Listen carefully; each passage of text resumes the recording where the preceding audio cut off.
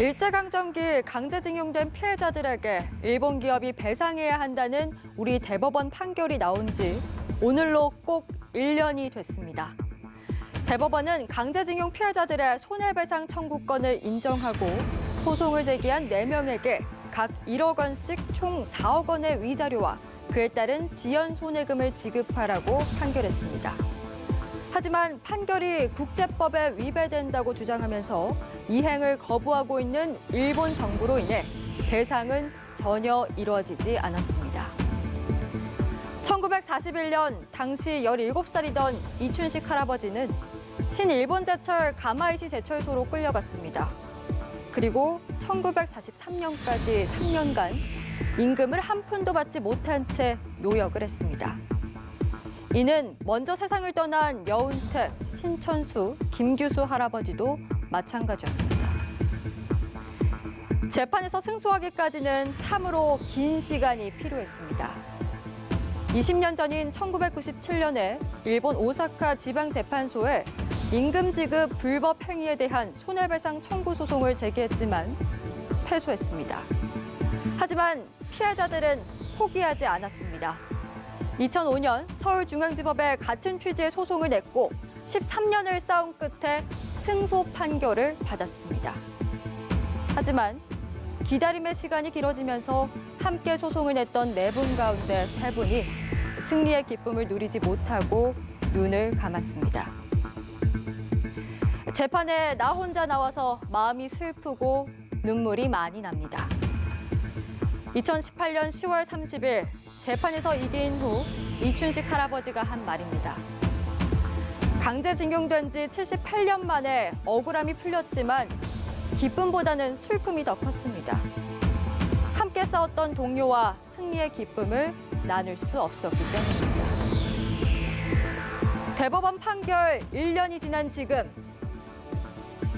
이춘식 할아버지의 한은 좀 풀렸을까요? 다들 그러길 바랐지만 일본 정부의 적반하장 대응에 오히려 상처는 더 깊어졌습니다. 일본 정부는 개인에 대한 배상 청구권은 살아있다는 대법원의 판결은 무시한 채 여전히 1965년 한일 청구권 협정에 의해 모든 배상 문제는 해결됐다고 주장하고 있습니다. 그리고 일본이 선택한 것은 사죄와 배상이 아닌 한국에 대한 수출 규제와 화이트리스트 배제였습니다. 지금도 강제징용 피해자와 유족 등 180여 명은 소송을 이어가고 있습니다. 이춘식 할아버지가 겪었던 것처럼 길고 힘든 싸움이 될 겁니다. 어쩌면 일본 정부는 피해자들에게 남은 시간이 별로 없다는 걸 악용하고 있는지도 모르겠습니다. 그런데 일본 정부가 모르고 있는 사실 한 가지가 있습니다. 역사를 기억하는 사람들이 있는 한 이 싸움은 계속될 거라는 사실입니다.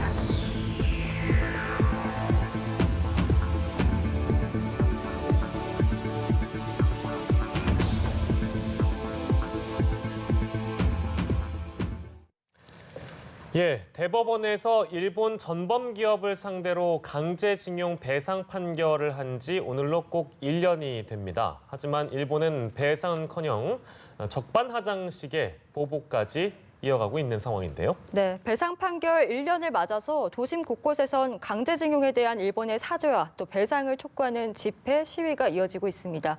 이 시간 시위에 직접 참여하신 서울결의 하나의 권순영 운영위원장 그리고 손정혜 변호사와 모시고 함께 관련 이슈 짚어보도록 하겠습니다. 어서 오십시오. 두 분 어서 오시죠. 안녕하세요. 네, 안녕하세요. 1년이 됐습니다. 우리나라 대법 판결이 나오고 일본의 또 경제 보복이 있었고요. 일본의 입장이 변화가 전혀 없는 상황이라서 좀 답답하신 마음이 일단 권 위원장께서 먼저 드실 텐데 일본에 대한 의견은 어떠세요? 어떤 생각을 갖고 계세요? 일단은 일본이 얘기하신 것처럼 입장 변화가 전혀 없는 상황이고 오히려 그 식민 지배 문제에 대해서 그 강제 동원에 대한 막말 왜곡을 계속 멈추지 않고 있는 상황이에요. 네. 8월 15일에 이제 공무를 들고 야스쿠니 신사도 참배를 했고 강제 동원 노동자들에 대해서 자발적 모집에 응했다 이렇게 얘기를 하고 있는 상황이라 굉장히 지금 심정적으로 답답한 상황입니다. 미쓰비시도 이제 유감 표명을 바로 하면서 아예 전쟁 범죄 사실 자체를 인정하지 않고 있고 이것은 불법이 아니라 합법이다라는 주장을 계속 예. 이어가고 있는 중이에요. 예. 네. 일본 측이 이거에 대해서 이행을 뭐 당연히 그동안 거부했다는 사실은 우리가 뭐 다 알고 있는 사실인데 배상을 받은 피해자가 없는 거죠 지금까지? 네, 없는 거죠. 작년에 이제 배상 판결이 10월 30일에 났고 그렇죠. 네. 일본 정부는 오히려 한국 정부가 국제법을 위반했다라고 하면서 우리 정부 법원의 판결 자체를 무시하고 있는 입장을 유지하고 있습니다. 그렇군요. 또 이런 상황 속에서 좀 시민들의 생각도 저희가 궁금한데 위원장님이 계시는 시민단체 서울결의 하나가 이제 1주년을 맞아서 어제 오늘 곳곳에서 시위를 하셨잖아요. 네. 좀 어떠셨어요? 근데 여러 가지 복잡한 심경을 가지고 이제 1인 시위, 침묵 시위를 진행을 했는데요. 예. 두 가지를 좀 전하고 싶었어요. 일단 아베 정부에게는 이제 살아있는 증거라고 표현되는 이제 피해자분들이 아베 정부는 아마 빨리 돌아가시기를 바라고 있을 거라고 생각하고 네. 누가 되었던 간에 돈 몇 푼 지어주면 이제 다 해결되었다라고 선포도 하고 싶었을 거고 우리 예. 국민들이 이 사실을 빨리 잊었으면 좋겠다라는 심정도 있을 거라고 생각해요. 그래서 이 아베 정부에게 70년간 우리가 기억했던 역사인데 앞으로의 남은 시간들도 기억 못할 이유는 없고 반드시 우리는 사죄를 받을 거다라는 이제 경고의 메시지도 주고 싶었고 예. 또 하나는 우리 피해자 어르신들. 일본의 이제 경제 보복 조치 이후에 이춘식 할아버지랑 이제 김정주 할머니, 양금덕 할머니께서 사실 이런 얘기를 하셨거든요. 예. 자기 탓인 것 같다. 네. 우리 때문에 우리 나라가 피해를 입고 있는 거 아니냐라는 걱정을 이제 오히려 하셨어요. 이런 이야기 들으면 너무 속상하잖아요. 아, 그럼요. 그래서 나라가 이제 해준 게 별로 없고 돌아봐준 적이 별로 없는데 끊임없이 이제 한평생을 나라 걱정을 하면서 사시는 분들이에요. 이제 이분들이 아베에게 사죄를 받는 것이 소원이다. 일본으로부터 사죄를 받는 것이 소원이다. 이렇게 얘기하고 계신데 걱정 마시라고 이제 우리가 기억해서 꼭 사죄를 받겠다. 이런 이야기를 피켓을 통해서라도 좀 전달해 드리고 싶었습니다. 예. 많은 네. 시민분들이 호응해주고 박수 쳐주고 가셔서 네, 힘들지 않게 했어요. 네. 그 또 위원장님께서 시위하신 곳이 그 용산역인데 네. 용산역이 이제 강제징용 피해자들이 집결한 마지막 장소라서 더 의미가 큰 것 같아요. 네, 맞아요. 거기가 인간 창고라고 불렸던 과거에 그런 이제 그 사실이 있더라고요. 그 징용 강제로 끌려오신 분들을 모아놨다가 세계 각지 필요한 곳으로 일본이 필요한 곳으로 보내졌던 곳이 이제 용산역이라서 그래서 2016년쯤에 여러 단체들과 노동자들이 합심해서 노동자상을 세웠고 예. 이 노동자상은 그 일본의 단바만관 지역이라는 징용이 강제로 징용되었던 곳에 제일 처음 세워졌고 같은 형태의 상이 이제 용산역에 세워져서 좀 이 네. 역사를 기억하고자 하는 데서 의미가 좀 있는 곳이라고 생각합니다. 특별한 의미가 있는 곳이기 때문에 이제 장소를 용산역으로 택한 것이 그 배경이다. 네네, 이런 맞습니다. 말씀이시군요. 알겠습니다. 자, 법적인 부분을 저희가 좀 또 들여다봐야 돼서 손정혜 변호사를 함께 모셨는데 지금까지의 상황을 보면은 이거 관련돼서는 일본 주장이 이제 한일 청구권 협정으로 뭐 다 끝난 거다 지금 이런 주장인 것이죠. 일단은 우리 대법원 전원합의체 판결의 요지는 굉장히 명확합니다. 그 당시에 60년대 한일 청구권 협정을 보면 이게 배상이라는 단어는 불법 행위가 전제돼야 되는데 두 가지를 지적하고 있습니다. 경제협력기금이라는 건 배상금과는 전혀 다른 법적인 성격인 거죠. 불법 행위를 전제하지 않는 것입니다. 그리고 예. 그 당시에도 협정 과정에서 많은 논의가 있었다라고 하는데 결과적으로는 양 국가에서 그 식민 지배의 불법성에 대해서 일치된 결론이 나오지 못했습니다. 네네. 한마디로 일본이 식민 지배의 불법성을 인정하지 않은 협정인 거죠. 네. 불법성을 인정하지 않았으면 그에 따라서 주고받은 네네. 금액은 배상금이 될 수 없는 겁니다. 굉장히 논리적으로 간명한 부분이죠. 이 점을 이제 대법원에서 지적을 했다라고 보이고요. 예. 그렇기 때문에 불법행위 청구권은 여전히 살아있을 수 있다. 더군다나 만약에 불법행위 청구권으로 한일 청구권 협정이 이루어졌다고 하더라도 이건 국가의 협정이지 네. 대한민국 국가가 국민의 어떤 청구권을 강제로 포기시킬 수 있는 법률적인 근거가 없거든요. 그거는 굉장히 국제법 질서에서도 자명한 개인이 가지고 있는 권리를 국가가 그걸 제약하기 위해서는 법률로서만 가능한 거죠. 예. 그런 근거 없이 개인 청구권을 함부로 포기시킬 수도 없기 때문에 우리 대법원에서는 개인 청구권은 여전히 살아있고 이 식민지배는 불법적이었고 소멸시효는 그 당시에 권리 행사가 방해된 상황이었기 때문에 소멸시효도 완성되지 않아서 법적으로 청구할 수 있다 이렇게 판단에 이른 겁니다. 예. 네. 이 판결에 근거해서 일본 제철 기업의 한국 내 자산을 지금 압류하는 절차는 지금 어떻게 진행되고 있습니까? 그러니까 이미 압류 절차는 개시가 돼서 절차가 진행 중인 것이고요. 예. 이 매각 대상 회사에게 의견을 제출하라 60일 내에 의견서를 제출할 것을 법원에서 명했는데 현재까지 별다른 입장이 나오지 않고 있습니다. 네. 이것은 확정된 판결로 기초한 강제 집행이기 때문에 절차대로 절차를 포기하지 않는 이상은 절차대로 진행되는 것이고 네. 압류한다는 건 잡아놓는다는 예, 거죠. 예. 네. 그 자산을 이제 현금화해야지 뭐 1억 원이든 1억 얼마든지 지급할 수 있는 것이기 때문에 한 중간 정도까지 절차가 왔다라고 보시면 될 것 같은데 네. 문제는 사법적인 절차는 예정대로 진행이 되면 됩니다. 그런데 피해자 측, 피해자 대리인 측에서는 고려가 되는 게 어찌됐든 이런 현금화 절차나 강제 집행 절차로 돈을 회수하는 것이 아니고 예. 네. 국가 간 또는 기업 간 임의로 그 배상금을 지급할 수 있다고 한다면 외교 관계에 대한 어떤 우려 없이 문제가 해결될 수 있기 때문에 예. 이 절차를 아주 신속하게 지금 진행하는 것보다는 네. 주어진 절차 내에서 좀 천천히 간다 이렇게 평가할 수도 있을 것으로 보이는데요. 예. 일단은 일본 측에서 이 현금화 절차까지 진행하면 돌이킬 수 없는 한일 관계 악화가 있을 것이다 이렇게 이야기하고 있어서 조금 예민하고 어려운 문제이긴 합니다. 그렇다면 만약에 이게 현금화가 이루어지면요.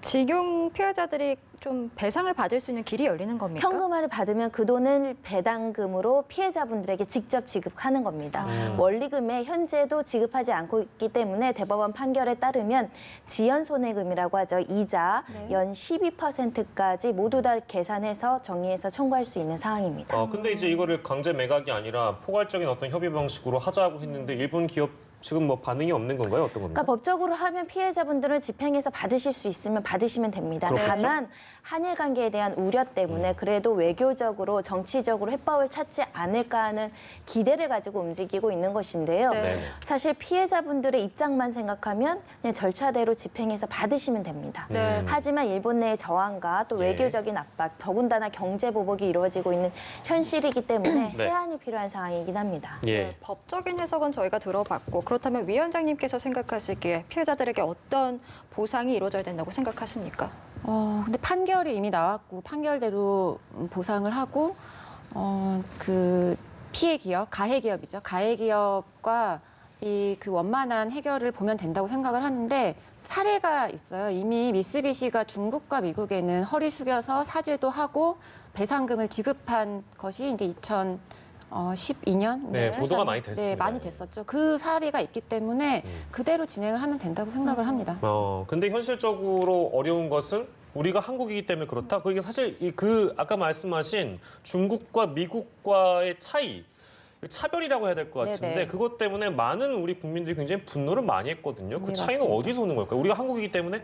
그러니까 일본의 주장은 우리가 당시에 일본의 속국이었고 네. 자국민의 국민을 동원한 것은 법적으로 문제되지 않는다라고 주장을 하고 있는 거죠. 그러니까 네. 아까 변호사님도 네네네. 얘기하셨다시피 식민 지배가 불법이 아니고 합법이었다. 그 안에서 이루어진 모든 행위는 합법이다. 이 주장을 계속 고수하고 있는 중이라서 이제 그런 행위가 나올 수 있는 것 같아요. 예, 그러니까 참 화가 나고 그런 대처를 보면 화가 나는 일인데 이게 이제 그 포괄적인 아까 말씀 잠깐 언급을 했습니다만 그런 합의 방안이라는 것이 1+1+ 뭐 알파도 얘기가 나왔었고 네. 뭐 여러 가지 우리 정부 차원에서 제안할 수 있는 방법들을 일본 측에 이제 얘기를 했는데 이게 사실 거부를 당했거든요. 그렇죠. 이거는 어떻게 바라보세요? 근데 사실 거부라는 표현도 고상한 표현이라고 생각하고 그렇죠. 거의 네. 거들떠보지도 않았다. 저는 예. 이제 이렇게 생각을 하는데 그 우리 정부가 물론 이제 한일 간의 관계를 풀기 위해서 고심을 많이 하고 있다고는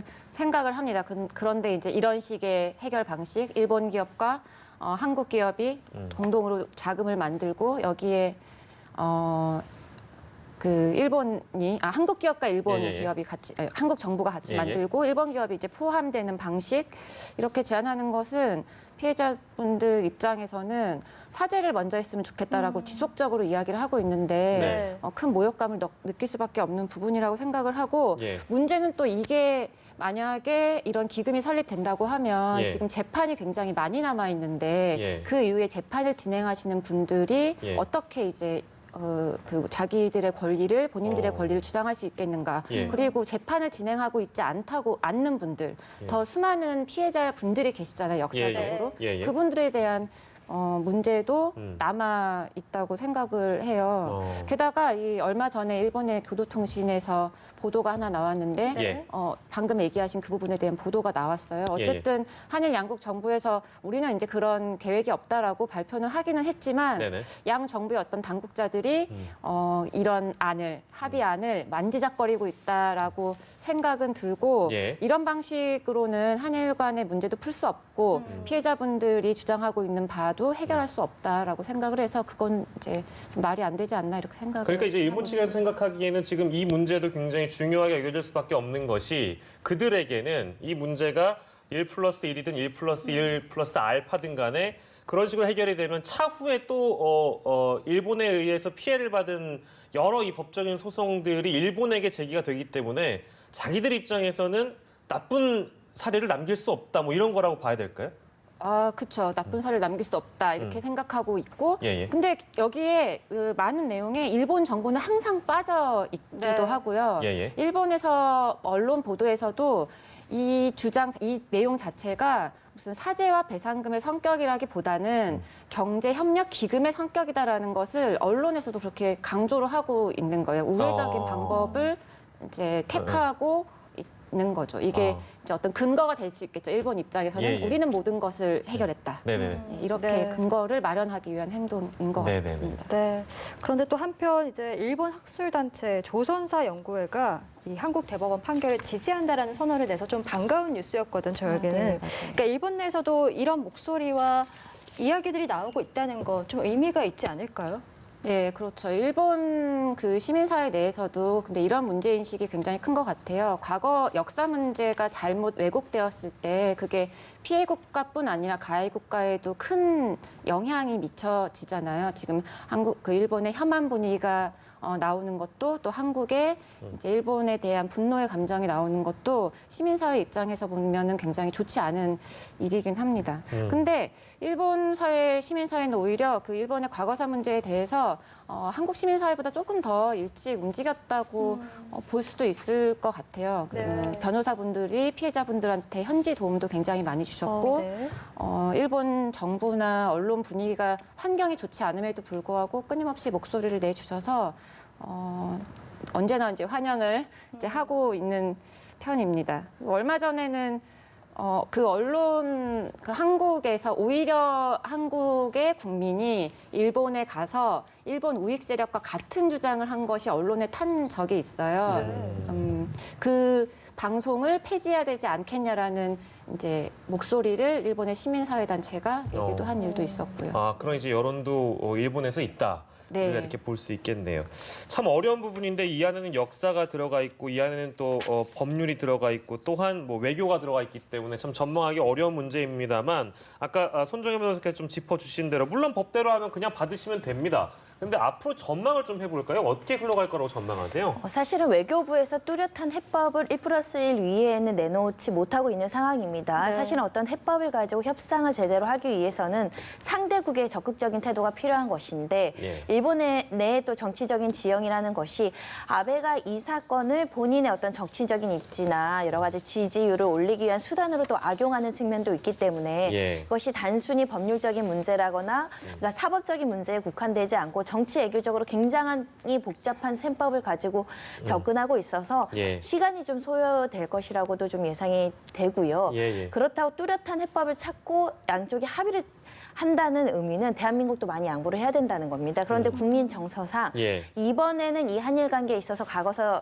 정부를 청산하자는 목소리가 굉장히 높고 의지들이 강합니다. 네. 그렇기 때문에 우리나라로서도 대폭적인 양보는 현재로서는 어렵다. 그래서 평행선을 달리고 있는 상황이고요. 뭐 국제사법재판소 이야기까지는 나오곤 있지만 예. 어찌됐든 한동안 이렇게 경색된 분위기는 계속 가야 될 것으로 보이고 우리도 당장의 어떤 경제적인 손실을 비추어서 또 과거처럼 잘못된 협정, 잘못된 협의에 이르지 말고 신중하게 피해자 의견을 반영해서 결정해야 되지 않을까 합니다. 예, 네, 그렇군요. 알겠습니다.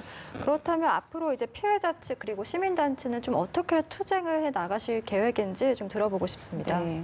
그 피해자분들께서는 양금덕 할머니, 이춘식 할아버님께서는 그 유엔 인권인사회에 이제 진정을 넣을 계획이라고 하시고요. 네. 그다음에 앞서 이제 얘기 많이 된 대로 예. 많은 피해자분들께서 일본의 전범 기업에 소송을 지금 진행 중인 상황입니다. 예. 그리고 저희는 일제 강제동원, 강제노동 국제사회 고발 100만 서명 운동을 준비를 하고 있고요. 네.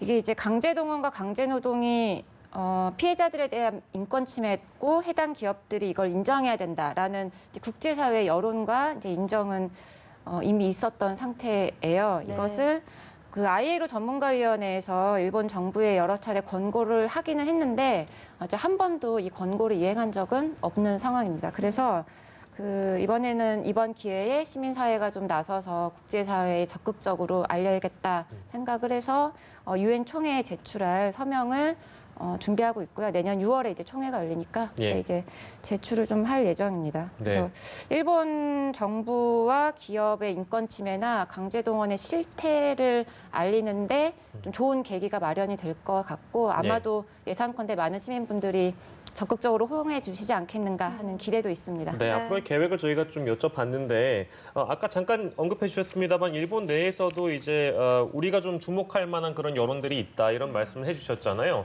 그리고 또한 뭐 지금 한일 관계가 그 수출 규제, 어떤 경제 보복 그 시기와는 조금 다르게 어떤 돌파구를 마련해가는 분위기이기도 합니다. 그렇기 때문에 혹시나 일본 측에서 좀 더 모습을 달리 해주지 않을까, 적극적으로 나서진 않을까라는 기대는 혹시 안 하시는지요?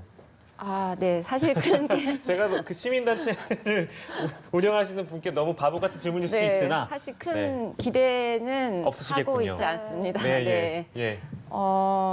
일단 이 문제가 사실 단순한 문제였으면 오히려 해법이 쉬웠을 것 같은데 예.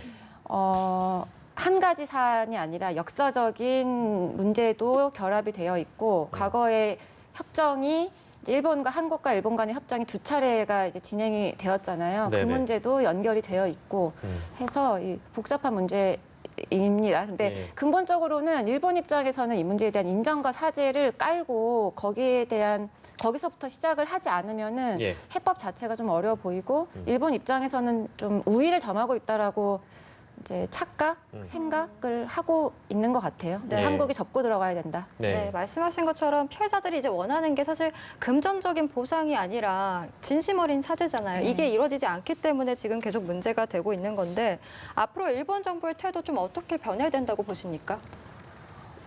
일본 정부의 태도는 네, 말씀드린 것처럼 일본 정부의 태도는 일단 지금 이제 국제사회를 향해서 이 모든 사태가 한국민의 책임, 한국 정부의 책임인 것처럼 호도하고 있는 것을 일단은 멈춰야 된다고 생각을 하고 네. 한일 관계의 올바른 해법을 찾고 싶다면 자신들이 과거에 저질렀던 범죄의 역사에서 시작을 해서 그 일본 시민사회의 여론도 듣고 우리 네. 한국 사회의 여론과 피해자분들의 이야기를 듣고 여기서부터 모든 것을 시작해야지 중간을 잘라먹고 일본의 이제 입맛대로 하는 방법은 이제 좀 버려야 되지 않을까 생각을 합니다. 네.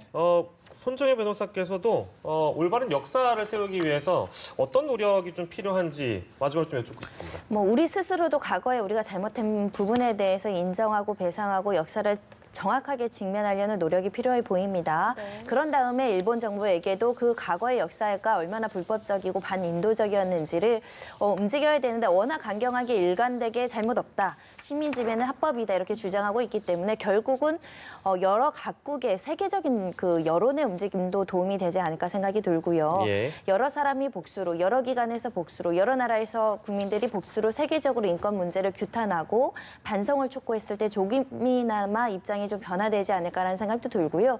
그리고 우리 국민들이 굉장히 해안을 가지고 있습니다. 우리가 뭐 불매 운동을 조장하거나 이럴 생각은 전혀 없지만 예. 어찌됐든 일본 사회에서 그 내부 구성원들이 관심을 가져야 되지 않겠습니까? 정부의 입장과 또 일본 사회 시민들의 입장은 다를 수 있는데 대다수의 일본 사회가 국민들이 우리 과거 그거 너무 잘못했는데 정부가 너무 강경한 태도야. 이런 여론이 많이 움직인다고 한다면 일본 기업들도 태도들이 좀 변화될 수 있거든요. 그런 측면에서 지금의 불매 운동이나 우리 지금 일본 내 관광객 수가 굉장히 줄었다라고 하죠. 그런 문제들이 이제 장기화되면 좀 일본 시민사회에서도 조금 뒤를 돌아보고 왜 이런 문제가 발생했는지 왜 한국인들이 저런 주장을 하는지를 좀 많이 살펴봤으면 좋겠다. 생각보다 일본 시민사회에서 이 문제가 정확히 뭔지를 모르고 있는 사람들이 많다라는 의견이 있어서 우리가 대내적으로 많이 알려야 될 것 같습니다. 예, 알겠습니다. 이슈 큐브에서는 마지막으로 전문가의 한마디로 듣는 한 줄 참견 시간이 준비되어 있습니다. 오늘은 서울결의 하나의 권순영 운영위원장께 한 줄 참견 부탁드렸습니다. 네. 저는 이번 기회가 한일 간의 역사를 새로 쓸 수 있는 기회라고 생각을 합니다. 네네. 오래된 일이고요. 예. 그동안에 이런 문제가 사회적으로 불거진 적도 있었습니다. 네. 다만 이렇게 전 국민이 나서서 크게 관심을 갖고 불매운동을 포함해서 역사적 문제를 파고들면서 해결할 의지를 보인 적이 별로 없었고 네. 또 이번만큼 정부에서도 일정하게 적극적인 적도 없었다고 생각을 해서 이번이 이제 새로운 시작을 만들 수 있는 기회이지 않을까 이렇게 생각을 합니다. 네, 고맙습니다. 오늘은 두 분과 함께 관련 내용 여러 가지 좀 짚어봤습니다. 서울결의 하나의 권순영 운영위원장 그리고 손정혜 변호사와 이 시간 함께했습니다. 두 분 고맙습니다. 고맙습니다. 감사합니다.